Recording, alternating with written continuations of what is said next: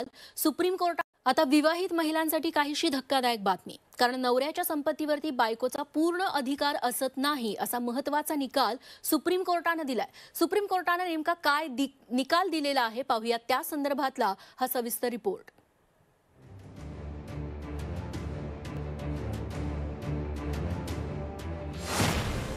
नवऱ्याची सर्व संपत्ती बायकोची नाही।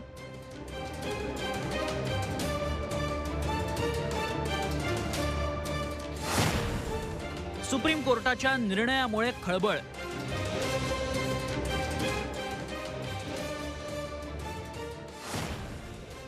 सुप्रीम कोर्टाच्या निकालात नेमकं काय?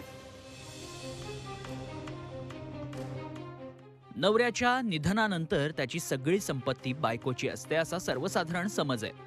मात्र सुप्रीम कोर्टानं मंगळवारी दिलेल्या निकालामुळे हा समज दूर झालाय। जर एखादा हिंदू पुरुष आपल्या स्वकमाईनं मिळवलेल्या संपत्तीचा मालक असेल आणि त्यानं आपल्या मृत्यूपत्रात बायकोला संपत्तीमध्ये मर्यादित वाटा दिला असेल तर त्या संपत्तीवर बायकोचा हक्क आहे असं मानता येणार नाही असा निकाल सुप्रीम कोर्टानं दिलाय।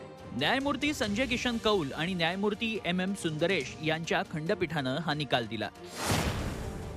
15 एप्रिल 1968 मध्ये तुलसीराम नावाच्या हरियाणातील व्यक्तीनं मृत्यूपत्र केलं होतं। त्यामध्ये त्यानं बायकोला संपत्तीमध्ये मर्यादित वाटा दिला होता।